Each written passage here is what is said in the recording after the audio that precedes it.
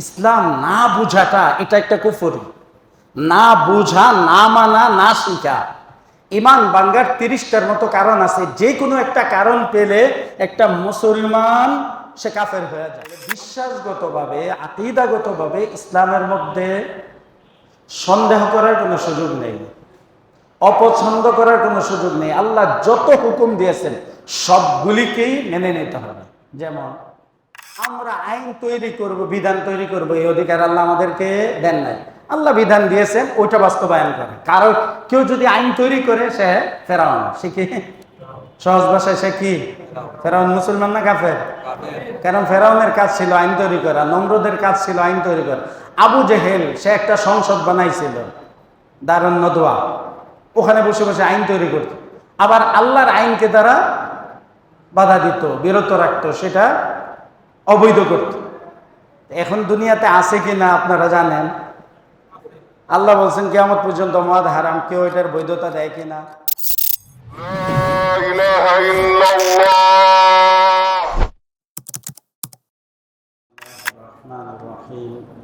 ইন্নাদ দীনা ইনদাল্লাহিল ইসলাম। قال رسول الله صلى الله عليه وسلم لا يؤمن أحدكم حتى يكون هواه تبعا لما جئت به آمنت بالله وصدق الله وصدق رسوله النبي الكريم ونحن على ذلك لمن الشاهدين والشاكرين والحمد لله رب العالمين। محترم মুআজ্জাজ সম্মানিত মুসল্লিয়ানে কেরাম, আল্লাহ সুবহানাহু ওয়া তাআলার শুকরিয়া যে আল্লাহ সুবহানাহু ওয়া তাআলা আমাকে আপনাকে তার ঘরে আসার এবং তারই মহান একটি হুকুম এশারের নামাজ জামাতের সাথে পড়ার তৌফিক দান করেছেন। সেই জন্য শুকরিয়া দান করি আলহামদুলিল্লাহ।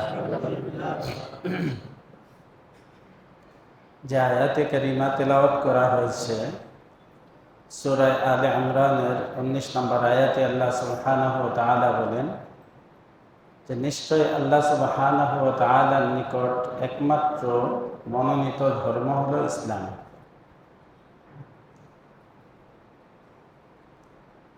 ইসলাম ধর্মই একমাত্র ধর্ম যেটা পরিপূর্ণ। পরিপূর্ণ ধর্ম যখন ইসলাম হয়েছে তখনই এটার নাম রাখা হয়েছে ইসলাম ধর্ম। অন্যান্য ধর্ম যখন ছিল সেগুলো পরিপূর্ণ ছিল না। খ্রিস্টান ধর্ম, ইহুদি ধর্ম, সেই ধর্মগুলো পরিপূর্ণ ছিল না।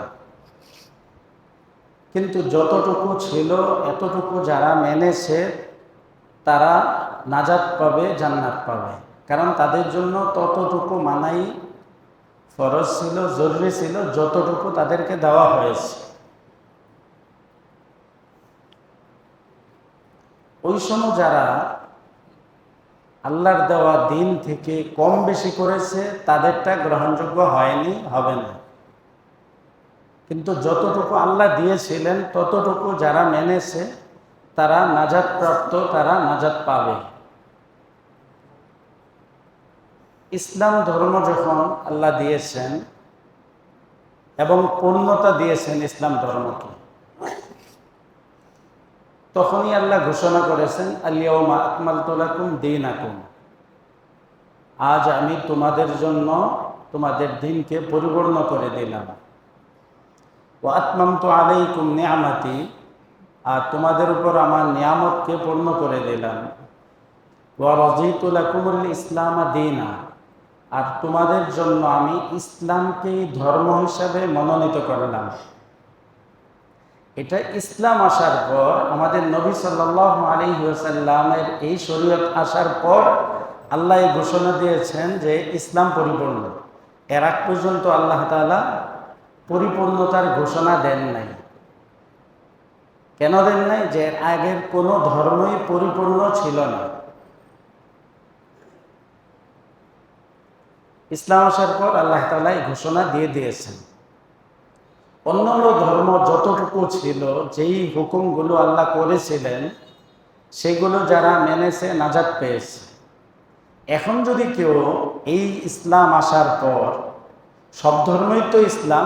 ইসলাম মানে আত্মসমর্পণ করা, আল্লাহর সামনে মাথা নত করা, আল্লাহর হুকুমগুলো আত্মসমর্পণ করে মেনে নেওয়া। কিন্তু পরিপূর্ণ ইসলামকে, পরিপূর্ণ ধর্মটাকে আল্লাহ ইসলাম হিসাবে নাম রেখেছেন, মিল্লাতা আবিকুম ইব্রাহিম ওয়া সাম্মাকুমুল মুসলিমিন।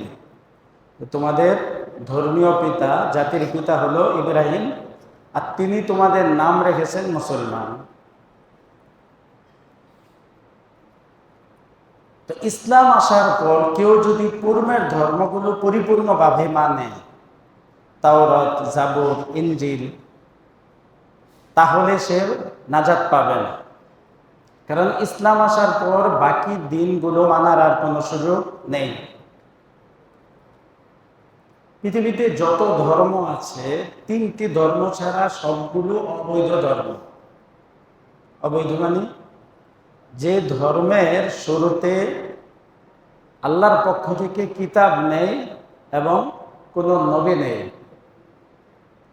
আল্লাহর পক্ষ থেকে কিতাব এবং নবীর মাধ্যমে যে ধর্মগুলো আসে নাই, মানব রচিত ধর্ম, সেগুলো কি অবৈধ ধর্ম। মানুষ যেমন অবৈধ হয় কখন? যখন তার বাবা মা না থাকে। তো ধর্ম অবৈধ হয় কখন? যখন সেটার শুরুটা আল্লাহর কিতাব এবং আল্লাহর নবী রাসূলদের মাধ্যমে না হয়। শুধু 3টা ধর্ম বৈধ ধর্ম জন্মগতভাবে, ইহুদি ধর্ম, খ্রিস্টান ধর্ম, ইসলাম ধর্ম। ইসলাম আসার পর বাকি যেই জন্মগতভাবে বৈধ ধর্ম ছিল, ইহুদি এবং খ্রিস্টান ধর্ম, সেটাও বৈধ হয়ে গেছে। তাহলে এখন শুধু রয়ে গেল ইসলাম। ইসলাম বৈধ ছিল, আছে, থাকবে কিয়ামত পর্যন্ত, এটা বৈধই থাকবে। তো ইসলাম আসার পরে আর কোনো ধর্ম মানার কোনো সুযোগ কারোর জন্য রাখা হয়নি। তাহলে ইসলামকে মানতে হবে। কতটুকু মানতে হবে? সূরা আলে ইমরানের 85 নম্বর আয়াতে আল্লাহ তাআলা বলেন, ওয়ামান ইয়াবতাগি গায়রাল ইসলামি দীনান ফালান ইউকবালা মিনহু। যে কেউ যদি ইসলাম ছাড়া অন্য কোনো ধর্ম চায়, তাহলে কিছুতেই তার থেকে সেটা গ্রহণ করা হবে না। কতটুকু চায়? আংশিক চাক আর পুরাটুকু চাক। ইসলাম ছাড়া অন্য ধর্ম থেকে আংশিক হোক আর পূর্ণ হোক, কোনোটাই গ্রহণ করা হবে না। তাহলে বোঝা গেল শুধু ইসলামকেই মানতে হবে। তাহলে ধর্ম শুধু ইসলামী, আর কোনো ধর্ম ধর্ম নয়, সেগুলো অবৈধ। কোনোটা জন্মগতভাবে অবৈধ, কোনোটা পরবর্তীতে অবৈধ হয়ে গিয়েছে।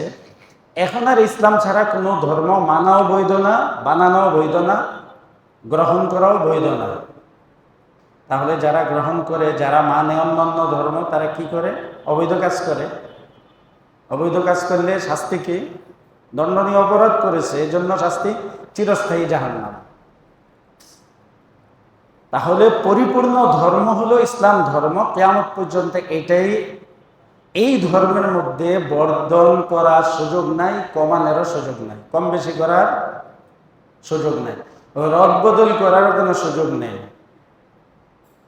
কোনো বিধান আল্লাহ দিয়েছেন, এটাকে আমরা একটু সহজ করে নিলাম, অথবা আর একটু কঠিন করে নিলাম, বা একটু কমিয়ে নিলাম, বা আরেকটু বাড়িয়ে নিলাম, কোনোটারই বৈধতা নেই, অধিকার নেই। তাহলে সেটা গ্রহণ করা হবে না। তাহলে মুসলমান বলা হবে তাকে যে পরিপূর্ণ ইসলামটাকে মানে। একটা হলো আমল আর একটা হলো বিশ্বাস। বিশ্বাস তো পরিপূর্ণভাবেই করতে হবে। ইসলামের কোনো একটি বিষয় যদি ছোট থেকে ছোট হোক, কেউ এটাকে অপছন্দ করে, অস্বীকার করে, ঘৃণা করে, ওটা নিয়ে তিরস্কার করে, বিরক্ত হয়, তাহলে সে ইসলামের ভিতরে থাকবে না, ইসলাম থেকে বের হয়ে যাবে, মুরতাদ হয়ে যাবে, কাফের হয়ে যাবে। মানার ক্ষেত্রে ত্রুটি হতে পারে, আমরা গুনাহগার, আমরা পরিপূর্ণ মানতে পারি না, তবে স্বীকার করে নিতে হবে, গ্রহণ করে নিতে হবে যে আমি ইসলামকে গ্রহণ করে নিলাম।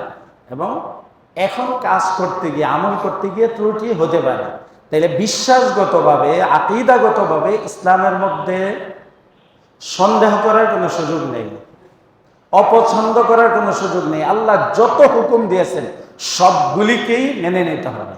যেমন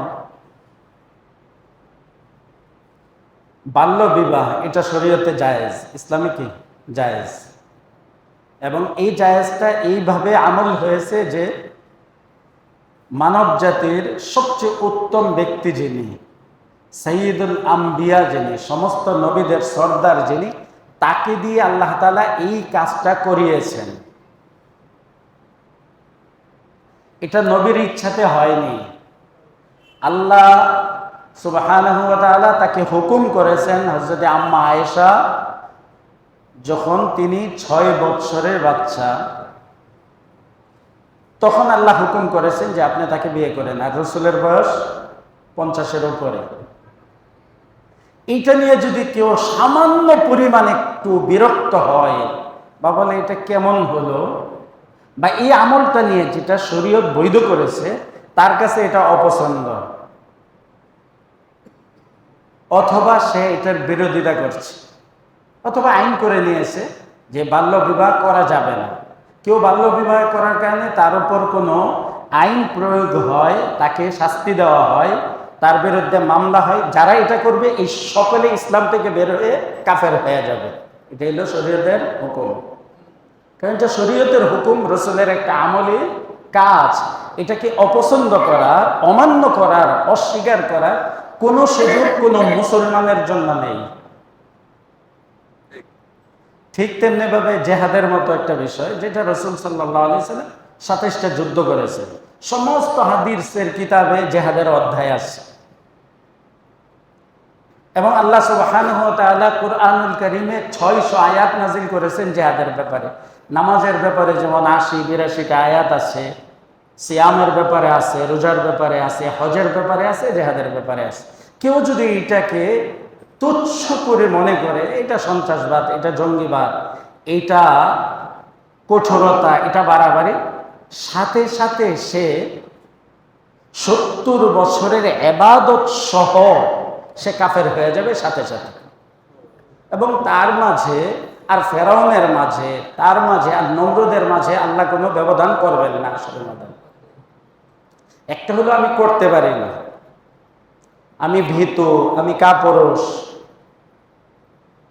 আমি পারছি না, আমার দুর্বলতা, সেটা এক বিষয়। আরেকটা আমি এটাকে অপছন্দ করলাম, অস্বীকার করলাম, তাহলে ইমানের ভিতরে থাকার কোনো সুযোগ তার নেই। বিষয়গুলি বুঝেন, ইমানের বিষয়, ইমান ছাড়া সারা জিন্দেগি ইবাদত করতে পারবো, কোনো 1 পয়সারও লাভ হবে না।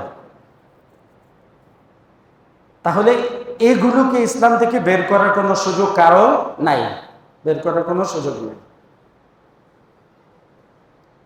আবার কিছু বাড়িয়ে দেওয়া হলো, এই যে ইসলাম থেকে কমিয়ে দেওয়া, এই চরিত্রটা আল্লাহ সুবহানাহু ওয়া তাআলা কুরআনুল কারীমে বলেছেন যে ইহুদিদের চরিত্র এটা, এরা কি করে কমায়। আমরাও কি চাই? ইসলামের মধ্যে জিহাদ না থাকুক, ইসলামের মধ্যে বাল্য বিবাহ না থাকুক, ইসলামের মধ্যে খেলাফত ব্যবস্থা না থাকুক, ইসলামের মধ্যে কোরআনী বিধান বাস্তবায়ন না থাকুক। এটা ইহুদিদের চরিত্র, ইহুদিদের আকীদা, ইহুদিদের মন মানসিকতা। আরেকটা হলো বাড়িয়ে দেওয়া, এর মধ্যে কিছু ঢুকিয়ে দেওয়া।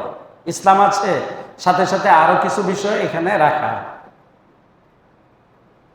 যে এগুলো আমরা ইসলামের ভিতরে ঢুকিয়ে নিলাম। এই বাড়ানোটা, এটা খ্রিস্টানদের চরিত্র। এবং এই 2 জাতি থেকেই আল্লাহ তাআলা আমাদেরকে সতর্ক করে বলেছেন যে প্রতিদিন এই 2 জাতি থেকে তোমরা পানা চাও আল্লাহর কাছে।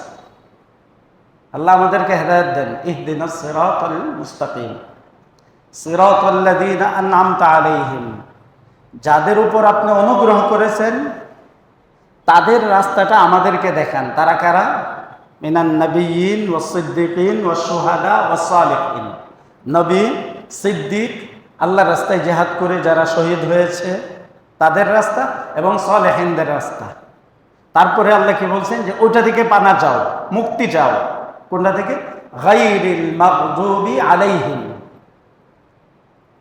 যাদের উপর আল্লাহর গজব নাজিল হয়েছে, মাগদুবি আলাইহিম, কিয়ামত পর্যন্ত যারা আল্লাহর গজব প্রাপ্ত ইহুদি, তাদের থেকে আপনি কি করেন? আমাদেরকে মুক্ত করেন, তাদের রাস্তা থেকে আমাদেরকে দূরে রাখেন।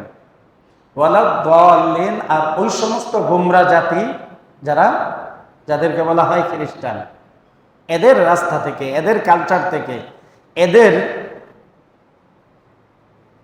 আচরণ থেকে, এদের বন্ধুত্ব থেকে, এদের ধর্ম থেকে, এদের আমল থেকে আমাদেরকে দূরে রাখবে। কতটুকু আল্লাহ সুবহানাহু ওয়া তাআলা এদের থেকে দূরে রাখার জন্য বলেছেন।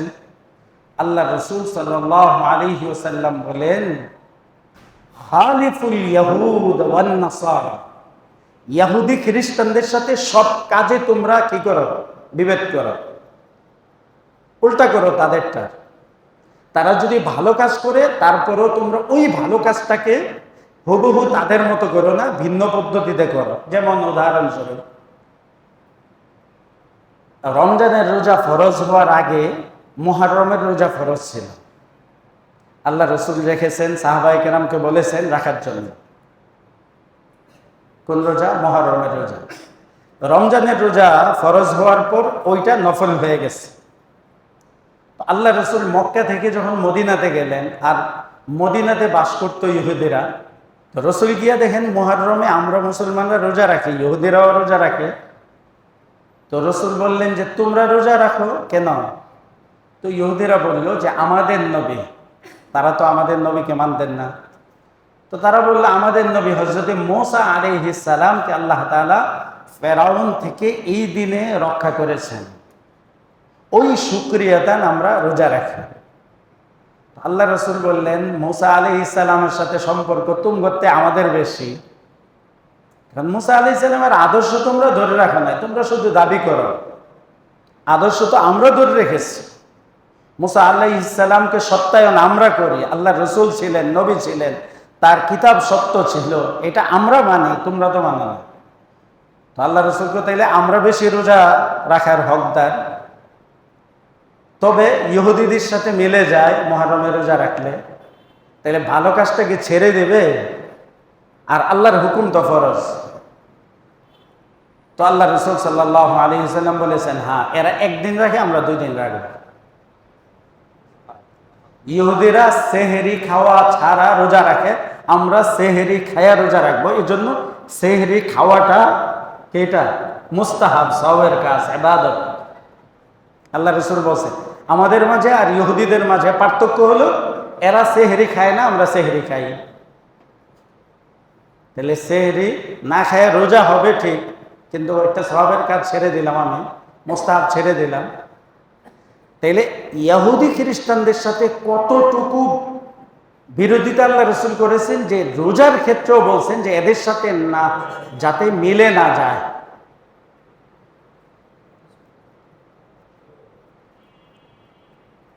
আল্লাহ রাসূলের এক সাহাবী ইহুদিদের বড় আলেম ছিলেন, মুসলমান হওয়ার আগে তিনি মুসলমান হয়েছেন। তো উনি, ইহুদিরা উটের গোশত খেত না, এই জন্য উনি রাসূলের কাছে অনুমতি চাইছেন যে আল্লাহ রাসূল উটের গোশত খাওয়া তো জায়েজ, এটা আমি মনে করি, মানি, ইসলামে যেহেতু জায়েজ আর আমি মুসলমান হয়েছি এটাই মানি। তবে আগে যেহেতু খাই নাই, এজন্য এখন খেতে একটু কেমন লাগে না, রুচি হয় না, আমি খাবো না। আল্লাহ রাসূল অনুমতি দিলেন, ঠিক আছে, কারণ রুচি না হইলে না খাও, বাকি জায়েজ তো জানতে হবে যেহেতু শরীয়তে জায়েজ। আর মুসলমানদের জন্য জুমার দিনটা হলো গুরুত্বপূর্ণ ইবাদতের বিশেষ দিন, মর্যাদাপূর্ণ দিন, এটা তো আমি 100% মানি। আর আগে ইহুদিরা যেহেতু ভাই শনিবার দিন ইবাদত করতো, ওই দিনটাকেও আমি একটু মর্যাদা দিব,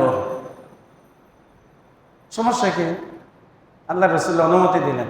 আল্লাহ আয়াত নাযিল করেছেন সূরা বাকারাত, ইয়া আইয়ুহাল্লাযীনা আমানু দুখুলু ফিস সিলমি কাফা, হে ঈমানদারগণ, যারা ঈমান আনছো পরিপূর্ণভাবে ইসলামে ঢুকো। তুমি এখনো পরিপূর্ণ হও নাই, শুধু জায়েজ না, এটা খেতে হবে তোমাকে। উটের গোশত। আর শনিবার যেহেতু আল্লাহ তাআলা দেন নাই এই মুসলমানদের জন্য বিশেষ দিন, শুক্রবার দিয়েছেন, শুক্রবারকেই মানতে হবে, শনিবারকে মানা যাবে না,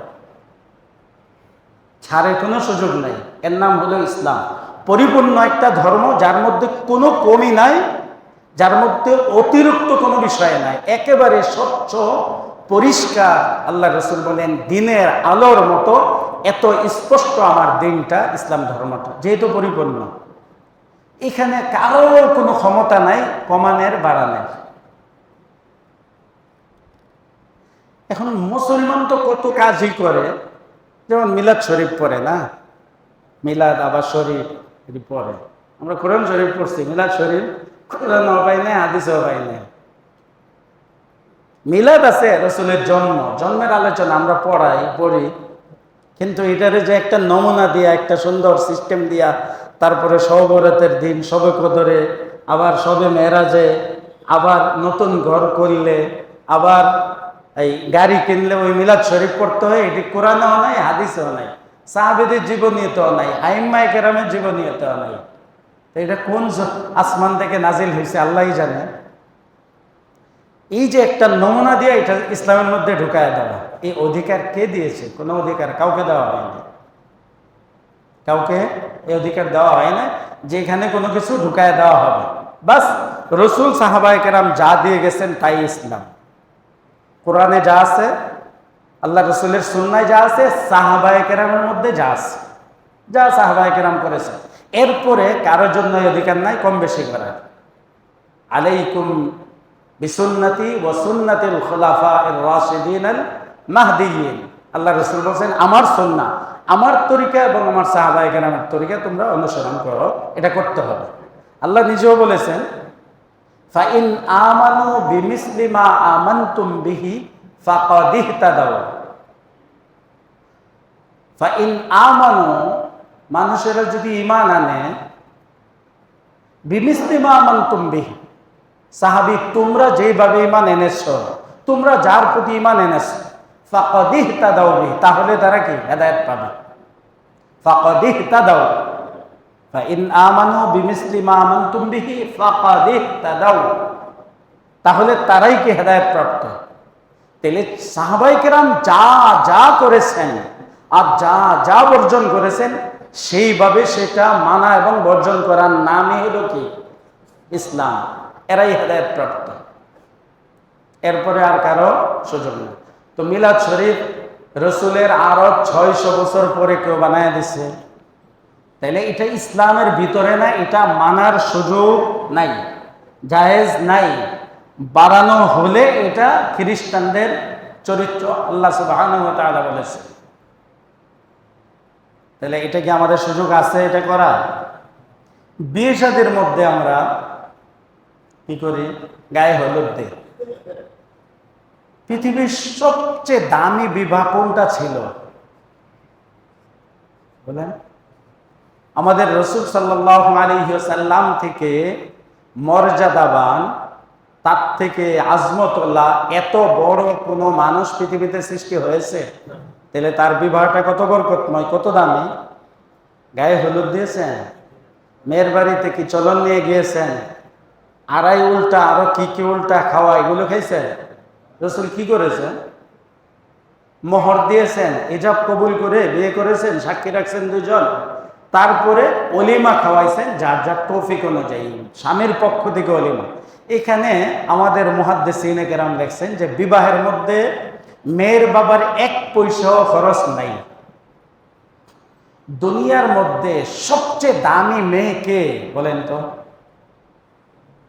একেবারে আদম থেকে নিয়ে কিয়ামত পর্যন্ত যারা আসবে তার মধ্যে সবচেয়ে দামি মেয়েটাকে হযরত ফাতেমাতুজ জাহরা রাদিয়াল্লাহু তাআলা আনহা, সাইয়্যিদাতু নিসাই আহলিল জান্নাহ, জান্নাতের যত নারী থাকবে সকল নারীদের সরদার। হযরত ফাতেমার বিবাহের মধ্যে আল্লাহর রাসূলের 1 টাকাও খরচ হয় নাই। জাহিজ যেটা মেয়ের সাথে কিছু জিনিস দেওয়া হয়, এটা হযরত ফাতেমার কিছু জিনিস ছিল বাড়িতে, আল্লাহ রাসূল এগুলো দিয়ে দিয়েছেন। তাইলে এত দামি মেয়ের বিয়েতে যদি 1 টাকাও বাবার খরচ না হয়, আমাদের মেয়েরা কোন দামি, কোন জান্নাতি, কোন জান্নাতুল ফেরদাউসের কোন গাছের পাতা যে এখানে লক্ষ লক্ষ টাকা খরচ করতে হবে, তাকে গায়ে হলুদ দিতে হবে, হাজারো পুরুষের সামনে উপস্থিত করতে হবে, আরো কত কিছু। এগুলো একটাও ইসলামের কাজ না, সবগুলো ইহুদি, খ্রিস্টান, বৌদ্ধ, হিন্দু, নাস্তিক, মুরতাদ, কাফের, বেদিন এদের থেকে এসেছে। বাস আমরা একটা ইবাদতকে নষ্ট করে দিয়েছি। ছিল তো 1 কেজি দুধ, খুবই খাঁটি, এর মধ্যে কিছু প্রস্রাব, কিছু পায়খানা, কিছু গোবর, কিছু মুরগির তো পেশাব হয় না, মুরগির লাদা, এই সব কিছু দিয়ে 1 কেজি দুধকে 2 কেজি বানাইছে। এটা কি আর দুধ রয়েছে? আমাদের বিবাহ কি আর এটা বিবাহ থাকে? এত হারামের পরে, এত নাজায়েজের পরে এই জন্যে শুরু হয়ে যায় 2 পরিবারের দ্বন্দ্ব, স্বামী স্ত্রীর দ্বন্দ্ব, মৃত্যু পর্যন্ত দ্বন্দ্ব চলতেই থাকে। আল্লাহ বলেন এটা আমার যুদ্ধ তোমাদের সাথে।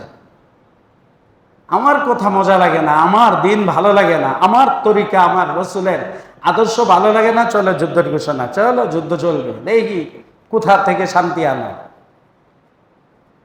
ছেলে একটা হয় হাত উল্টা, আরেকটা পা উল্টা, আরেকটা চোখ উল্টা, তারপরে একটা যদি আকৃতিগতভাবে ভালো হয়, গাঁজা, মদ, এটা সেটা, নারীবাজি সব, তারপরে দায়িত্ব পাইলে কোটি কোটি টাকা হারাম, সুদ, ঘুষ সব খেয়ে আস্থা একটা বেঈমান হয়ে থাকে।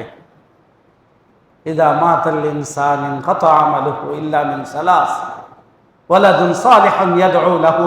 মৃত্যুর পরে কোনো আমল যাবে না কবরে, যাবে কি নেক সন্তান দোয়া করবে, এই দোয়া যাবে। আমার কি নেক সন্তান? খায় সুদ, খায় ঘুষ, খায় হারাম, করে অন্যায়, অবিচার, বেবিচার, চুরি, ডাকাতি, বদমাইশি সব। আর আমি কবরে যাইতেছি, আজি সব মনে করতেছি বাস কবর তো আমার জান্নাত। কি বলছে?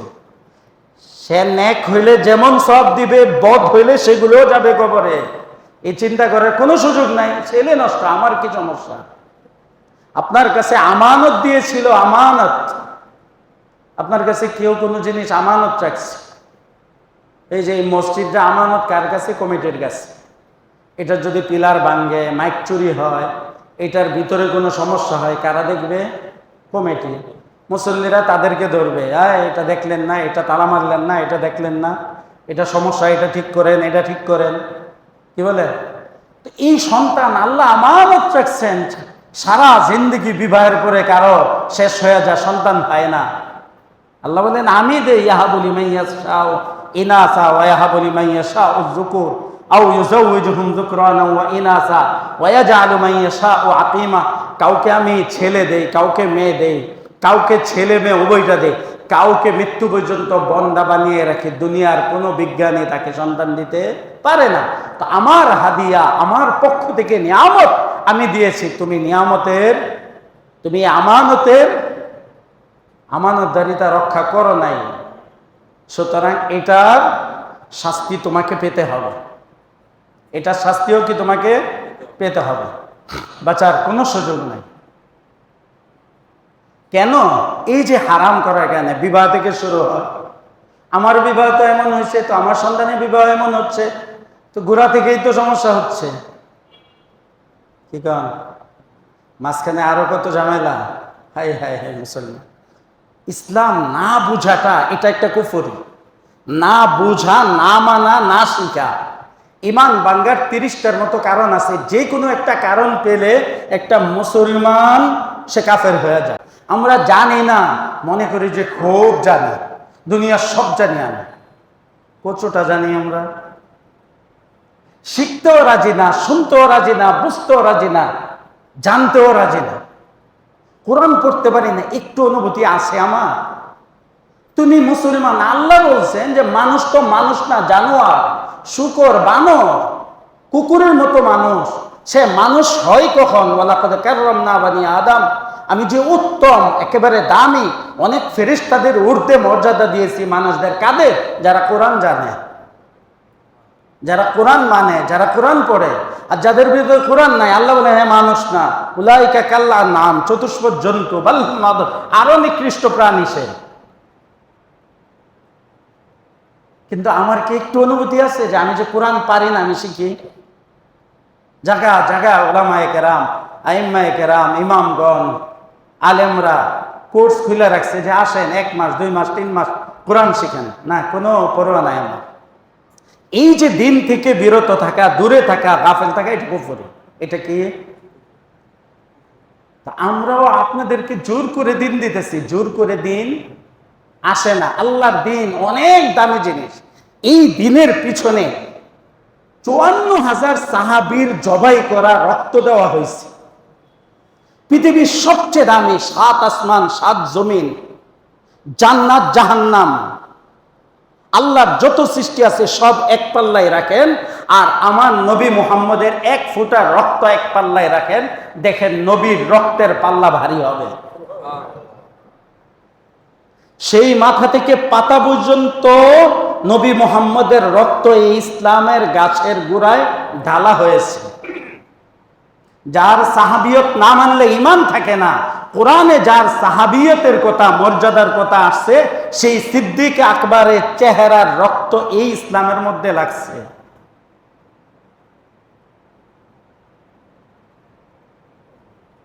আল্লাহ রসুল বলেন, আমার পরে যদি নবী হতো, সেই নবী হওয়ার উপযুক্ত ছিল ওমর। সেই ওমরের পেট কাটা রক্ত, শরীরের সব রক্ত ইসলামে লাগছে। রসুল বলেন, যে নূরাইন, 2 নূরের অধিকারী হযরতে ওসমান গনি রাদিয়াল্লাহু তাআলা আনহু, আল্লাহ রসুল বলছেন জান্নাতি। আমার যদি আরো মেয়ে থাকতো আমি ওসমানের কাছে বিয়ে দিতাম। এত বড় জান্নাতি সে, আর সেই উসমানের গলাকাটা রক্ত এই ইসলামে লাগছে। এইভাবে 54,000 সাহাবীর রক্তের উপর ইসলাম দাঁড়াইছে। এটা এত মানে বেগাইরত, অন্য কোনো ধর্মের মতো বেগাইরত না যে বাস আমি ধাক্কায় ফালাই দিলাম জোর করে আমার কাছে আসবে। আসবে না।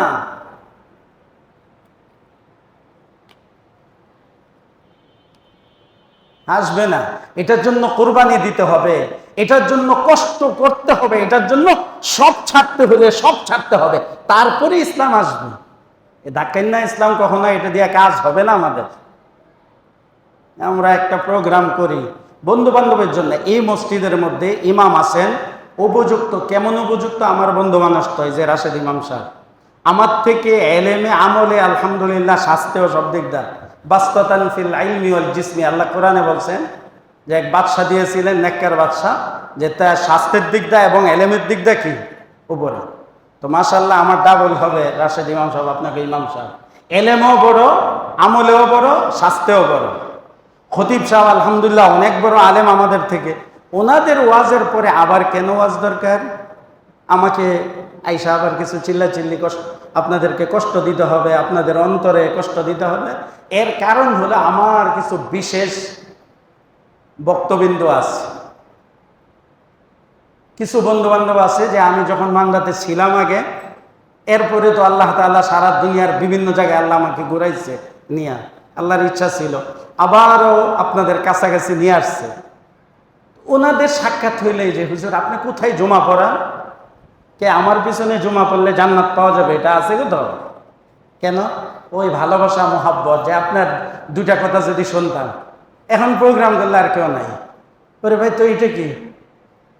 সামনে পড়লে এক একজনের আবেগের অভাব নাই। গত প্রোগ্রামে কয়জন আসছে, এবার আমি বইকা টইকা গেছে জমা করছি যে ভাই আমি কেন, আমার তো এই যে আমার এশার পরে বুখারি পড়ানোর কথা, যে মাদ্রাসায় আমি ওইটা বাদ দিচ্ছি। আমার তো আরো কাজ আছে, আমার ব্যক্তিগত কাজ আছে, আমার প্রতিষ্ঠানের কাজ আছে, আমার মাদ্রাসার কাজ আছে। তা আমি সব ফেলায় কেন? বন্ধু বান্ধবের মহব্বতে, যে এরা কিছু পাও না। কিন্তু বন্ধু বান্ধবের কি শুধু জজবা, দেখলে বাস, সারা অন্য সময় খবর নাই, দেখা হলো হুজুর একেবারে কলিজাটা যদি পারতাম একটা আপনারা খাওয়াই দিতাম। এই আবেগ দিয়া জান্নাত পাওয়া যাবে না। আমি বলি ভাই আমাদের সব সম্পর্ক মহব্বত আল্লাহর জন্য। আল্লাহর রসুল বলছেন যে 4টা আমল যে ব্যক্তি করবে তার ঈমান পরিপূর্ণ হবে। কয়টা? মান আতা লিল্লাহ, যে আল্লাহর জন্য দান করে, নিজের জন্য না। বাহাদুর বলবে আমার টাকা আছে আমি দান করে দিলাম, লন জাকাতের টাকা 50,000 মাদ্রাসায়, 1 লাখ টাকা অমুক জায়গায়। আল্লাহর জন্য, যে আল্লাহ আপনি আমাকে সম্পদ দিছেন, আমি আপনার রাস্তায় দান করতেছি। ওয়া মানা আলিল্লাহ, আল্লাহর জন্য সে নিষেধ করে 2 নম্বর আমল। কেউ কিছু চাইছে, সে আল্লাহর শত্রু, তার টাকাটা, এই টাকাটা আমি দেওয়ার পরে সে অন্যায় কাজে খরচ করবে, সে ব্যাংকে নিয়ে ঢুকাবে, সে সুদ ঘুষে লাগাবে, সে অন্যায় কাজে লাগাবে, এই টাকা নিয়ে তারা দুর্নীতি করবে, ডাকাতি করবে, চুরি করবে, বদমাইশি করবে, তাকে নিষেধ করে দাও আল্লাহর জন্য। কেন? আমার আল্লাহ নারাজ হবে, বাস আমি দিব না। 2 নাম্বার। 3 নাম্বার, ও আহাব্বা লিল্লাহ, দুনিয়া, টাকা পয়সা, সৌন্দর্য, বাড়ি গাড়ি, তার থেকে কিছু পাওয়ার আশা, এই জন্য মোহাব্বত করেন আল্লাহর জন্য। এই লোকটা নেককার, দিনদার, নামাজি, দাড়িওয়ালা, টুপিওয়ালা, তাবলিগি, হক্কানি পীরের মুরিদ, আলেম, তাকে আমি মোহাব্বত করি আল্লাহর জন্য। কেন? সে আল্লাহর প্রিয়। বন্ধুর বন্ধু কি হয়? বন্ধু হয় কি কন? আপনি আমার বন্ধু, তো আপনার বন্ধুটা কি আমার বন্ধু না? তো সে আল্লাহর বন্ধু, এই জন্য আমি তাকে মহব্বত করি। তাহলে মহব্বতটা কার জন্য হবে? দেখেন না, মহব্বত না। ও আবগযলিল্লাহ, কারোর সাথে আপনার শত্রুতা, সে আল্লাহর শত্রু, সে বেনামাজি, সে সুদখোর, সে ঘুষখোর, সে চুরি ডাকাতির সাথে মানে লিপ্ত আছে, সুতরাং তার সাথে আমার শত্রুতা, এটাও আল্লাহর জন্য, ব্যক্তিগত স্বার্থের জন্য না, আল্লাহর জন্য। সে আল্লাহর নাফরমান, সে আল্লাহর শত্রু। এই 4 কাজ যে ব্যক্তি করবে, আল্লাহর রাসূল বলেন ফাকাদ ইস্তাকমালাল ঈমান, তার ঈমান পরিপূর্ণ। তাহলে আমরা মাপতে পারবো তো? নিজের ঈমান নিজে মাপি, পরিপূর্ণ হয়েছে কিনা, আমি আল্লাহর জন্য দেই কিনা, আল্লাহর জন্য কাউকে নিষেধ করি কিনা, আল্লাহর জন্য কাউকে ভালোবাসি কিনা। স্ত্রীকেও ভালোবাসতে হবে আল্লাহর জন্য, না নিজের স্বার্থের জন্য। হ্যাঁ, আল্লাহর জন্য। আল্লাহ বলছে, বুঝছেন? কারোর সাথে শত্রুতা আল্লাহর জন্য। যদি এই 4টা আপনি মাপতে পারেন, তো বুঝবেন যে আপনার ঈমান কোন পর্যায়ে আছে। তো ভাই বলতেছিলাম যে আমাদের কোনো কিছু ইসলামের মধ্যে ঢুকানোর সুযোগ নেই। বিবাহ শাদীর একই অবস্থা, তারপরে সামাজিকতা, আরো বিভিন্ন জিনিস ঢুকানোর কোনো সুযোগ নাই। আমরা আইন তৈরি করব, বিধান তৈরি করব, এই অধিকার আল্লাহ আমাদেরকে দেন নাই। আল্লাহ বিধান দিয়েছেন, ওইটা বাস্তবায়ন করে। কারো কেউ যদি আইন তৈরি করে, সে ফেরাউন। সে কি? সহজ ভাষায় সে কি? ফেরাউন। মুসলমান না কাফের? কারণ ফেরাউনের কাজ ছিল আইন তৈরি করা, নমরুদের কাজ ছিল আইন তৈরি করা। আবু জেহেল, সে একটা সংসদ বানাইছিল, দারুন নদওয়া, ওখানে বসে বসে আইন তৈরি করত। আবার আল্লাহর আইনকে তারা বাধা দিত, বিরত রাখতো, সেটা অবৈধ করত। এখন দুনিয়াতে আছে কি না আপনারা জানেন? আল্লাহ বলছেন কিয়ামত পর্যন্ত মদ হারাম, কেউ এটার বৈধতা দেয় কিনা? বাল্য বিবাহ আল্লাহ বলছেন হারাম, এটার অবৈধতা কেউ দেয় কিনা? জেহাদ আল্লাহ বলেছেন এটা ফরজ, কিয়ামত পর্যন্ত ফরজ আমার বান্দাদের জন্য, এরা এটার অবৈধ করে কিনা? আছে কিনা এগুলো? তারপরে আল্লাহ বলছেন জিনা হারাম, কিয়ামত পর্যন্ত তো হারাম নাকি? হ্যাঁ, পতিতালয়ের লাইসেন্স কেউ দেয় কিনা? ইন্না লিল্লাহি। এরা আর মুসলমান থাকে না, এটা বুঝতে হবে। এরা আল্লাহর শত্রু, এদের থেকে মুক্ত থাকা ঈমান পরিপূর্ণতার কারণ। এখন একটা বিষয়, যে আমাদের চৈত্র মাস প্রায় শেষের দিকে না, এই চৈত্র মাস শেষের দিকে আসতেছে কি বৈশাখ মাস, পহেলা বৈশাখী, এটা ইসলামে আছে? হ্যাঁ, তাহলে মুসলমান করে কেন? মুসলমান কোনো কাজ করতে হলে দলিল লাগবে। কি শরীয়তের মূলনীতি আছে কি? আল বাইয়িনাতু আলাল মুদ্দাঈ ওয়াল ইয়ামিনু আলা মান আনকারা।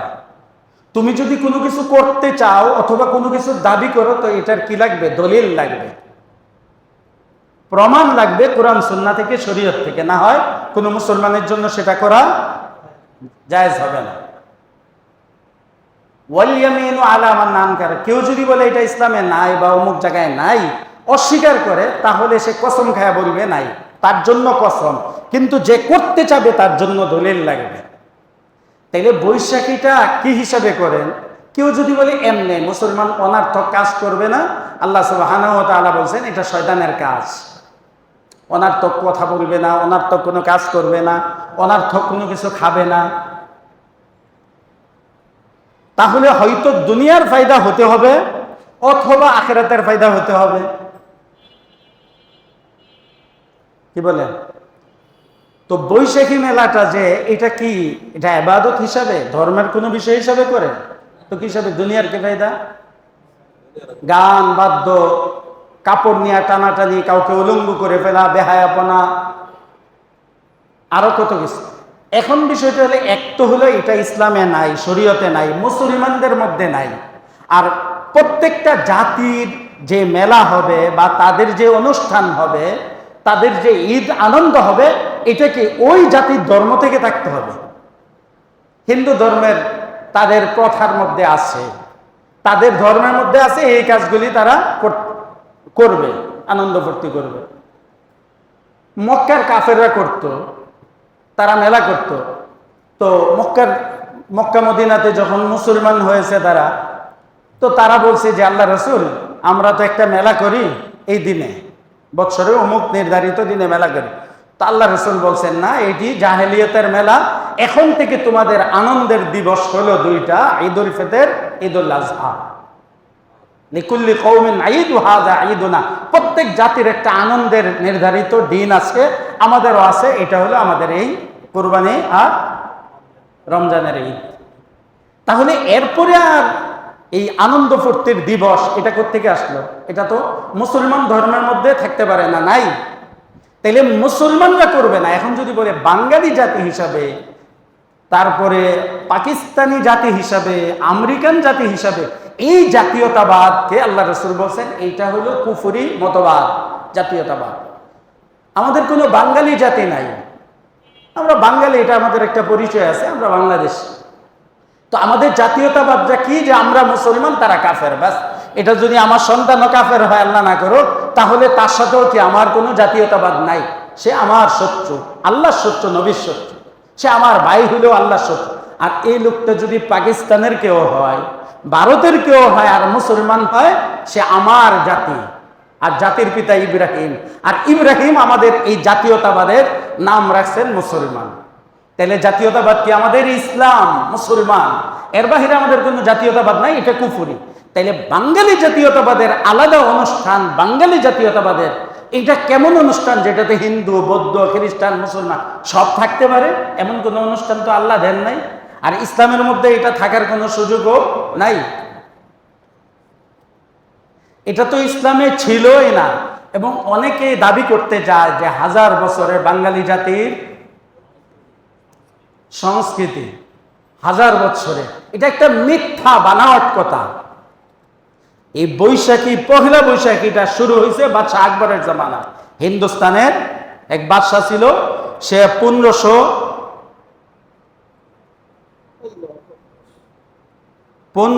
খ্রিস্টাব্দের দিকে ছিল, 1556 খ্রিস্টাব্দে ছিল, 1556 খ্রিস্টাব্দে।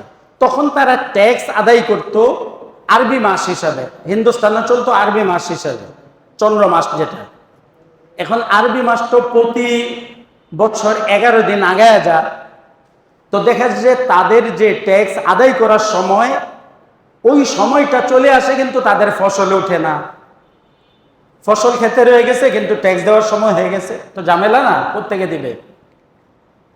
এই জন্য বাদশাহ আকবরের জামানায়, বাদশাহ আকবর তার একজন বিজ্ঞানী ছিল, জ্যোতির্বিজ্ঞানী, আমির ফতেউল্লাহ সিরাজি। এই আমির ফতেউল্লাহ সিরাজিকে বললেন যে তুমি একটা কি সন তৈরি করো, আরবি এবং ইংরেজি, যেটা চন্দ্র মাস এবং সৌর মাস, যেটা সৌর বৎসর আর চন্দ্র বৎসর, এটার সাথে মিলাইয়া। তো সেইগুলোর সাথে মিল রেখে সেগুলো থেকেই সে গবেষণা করে এই বাংলা সন তৈরি করছে। করার পরে এরা নির্ধারিত করে দিয়েছে যে বাস চৈত্র মাস পর্যন্ত তাদের ফসল উঠে যা, চৈত্র মাসের শেষ তারিখ পর্যন্ত তারা ট্যাক্স দিয়ে দিবে। চৈত্র মাসের শেষ তারিখ পর্যন্ত যেহেতু ট্যাক্স দেওয়া হয়ে যেত, এই জন্য যারা জমিদার ছিল, তারা ধনীরা, কৃষক যারা আছে, এই সবাইদেরকে মিষ্টি মুখ করাইতো পহেলা বৈশাখের দিন, মানে বৈশাখের প্রথম দিন। এটা কেন? ওই দিনের বরকত, ওই দিনের বরত্ব, ঈদ, আনন্দ, এমন কোনো বিষয় হিসাবে না। কেন? আগের দিন পর্যন্ত ট্যাক্স আদায় করা শেষ, নেওয়াটা সবাই আনন্দ। এই জন্য তারা কি করতো? ওই দিনটা মিষ্টি খাওয়াইতো। আবার যারা হিসাব কিতাব ব্যবসায়ী, তাদের ব্যবসার ইয়াতে যে বছর শেষ হয়েছে, এটাকে তারা হিসাব কিতাব ক্লোজ করত, হিসাব কিতাব শেষ করত। তো যারা বাকিটাকে নিত তাদেরকে ডেকে মিষ্টি মুখ করে খাওয়ায় দাওয়ায় তাদের থেকে বাকি টাকা আদায় করতো, যেটাকে হাল খাতা বলা হয়। এই ছিল হলো বৈশাখের শুরুটা। তো এটারে আনতে আনতে এখন বানায় দিছে কি, এই যে আমাদের দেশে যে আকাম কুকাম হয়, বদ্দিনী হয়, এবং সেই মুশরিক হিন্দুদের যেই কালচারকে আমাদের মাঝে, মুসলমানদের মাঝে যারা ঢুকাইতেছে, এটা অনেক পরে, 1957 সালে, হ্যাঁ 67 সালে, 1967 সালে আপনার এই ছায়ানট সংস্কৃতি একটা সংগঠন, এরা এটাকে ওই গান বাদ্য দিয়ে শুরু করছে, ঠিক আছে।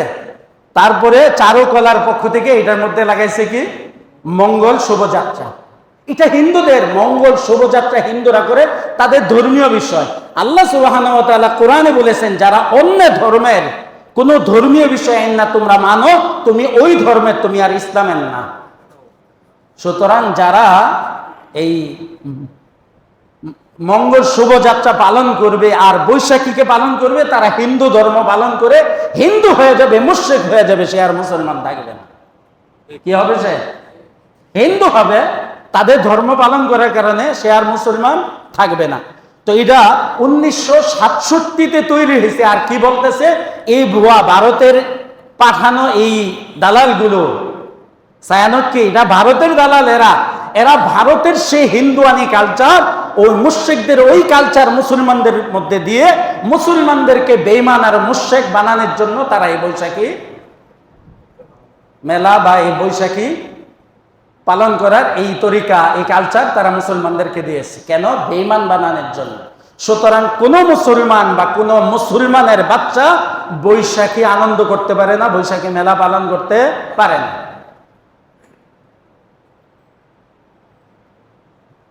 এটা হিন্দুদের কালচার। তো যাতে করে মুসলমানরা একেবারে বোকার মতো মেনে নেয়, তাদের সন্তানরাও এই ব্যাপারে প্রশ্নই না করে কোত্থেকে আসলো, এটা কি। এই জন্য এরা বলে এটা বাঙালি কালচার, 1000 বছরের আগে। তোমার কোন বাবা এটা তৈরি করে দিয়েছিল? এটা বাদশাহ আকবর, আরেক মুরতাদ ছিল, কাফের ছিল, নতুন ধর্ম তৈরি করেছিল। সেও এটা এই তোমাদের এই আকাম কুকামের জন্য, ছেলে মেয়ে একসাথে গান গাওয়া, ছেলে মেয়ে একসাথে মঙ্গল শোভাযাত্রায় যাওয়া, তারপরে শাড়ি নিয়ে ব্লাউজ নিয়ে টানাটানি করা হয় কিনা, এই আকাম কুকামের জন্য সেও করে নাই। ওই বেঈমানও করেছিল মানুষের ব্যবসায়িক সুবিধার জন্য, ট্যাক্সের সুবিধার জন্য। আর তোমরা মুসলমান দাবি করে, মুসলমানের বাদশা দাবি করে তোমরা এটার মধ্যে গান বাদ্য যাত্রা, তারপরে কি সেই বটমূলে গিয়ে, রমনা বটমূলে গিয়ে আকাম কুকাম সব করবা। ইসলামের মধ্যে এর কোনো সুযোগ নাই। যারা করবে তারা হিন্দু ধর্ম পালন করে হিন্দু হবে, মুশরিক হয়ে যাবে।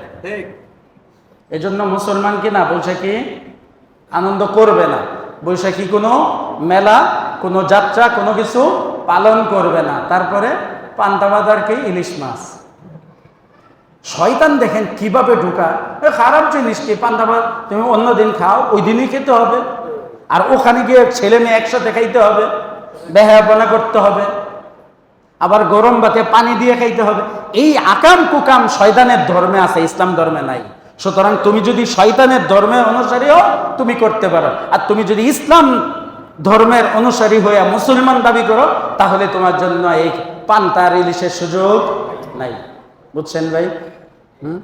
তাহলে আপনারা করবে না, করতে দিবেন না, এবং কেউ করলে এটা বরদাস্ত করা মুসলমানদের জন্য জায়েজ নেই। বাধা দিতে হবে, এটা উল্টায়া দিতে হবে, এটা আউট করে দিতে হবে, না হয় হাজার হাজার মুসলমান ঈমান ছাড়া হয়, এবং আমাদের মা বোনরা কি হয়, লাঞ্ছিত হয়, বঞ্চিত হয়, বেইজ্জতি হয়, জিনা ব্যভিচার হয়, দর্শন হয়, এসব হয় এগুলোর কারণে। এই বাঙালি জাতীয়তাবাদী, এগুলো আমাদেরকে অন্তর থেকে বের করতে হবে। মুসলমান হতে হলে বাঙালি কোনো জাতীয়তাবাদ নাই। এই পতাকা টতাকা এগুলো কি না কোনো জাতীয়তাবাদ আল্লাহ তৈরি করেন নাই। আমাদের পতাকা কালিমার পতাকা, হ্যাঁ, যদি কোনো দেশের একটা চিহ্ন হয়, এটা কাফেররা তৈরি করে দিচ্ছে।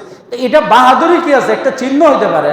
বাঙালি জাতি আমরা লুঙ্গি পরি, পাকিস্তানি লুঙ্গি পরে না, সৌদি আরবে লুঙ্গি পরে না, এটা হইতে পারে। তো এই জন্য লুঙ্গিরে পূজা করতে হবে, এটার সামনে নীরবতা পালন করতে হবে। তো লুঙ্গি যেমন, মহিলাদের শাড়ি যেমন, এটার যে মর্যাদা, আপনার পতাকার এই মর্যাদায়, এটারে আলাদাই এটুক করে বানাইতে হবে ভাই। যার যতটুকু মন চা পতাকা বানাক না। লুঙ্গি কি এত মাপের পড়তো? যার যতটুকু সুবিধা হয় সে পড়বে। শাড়ি যার যতটুকু, কেউ 11 হাত, কেউ 12 হাত পড়বে। তো তোমার পতাকা এমন হইতে হবে, লালটা এতটুকু সাইড হইতে হবে। এতে এই সব হলো কাফের, বেদিন, ইহুদি, খ্রিস্টানদের কালচার। আর এই কাফের আমাদের বানায় দিচ্ছে জাতীয়তাবাদ। মুসলমান মরলে আমার কষ্ট লাগে।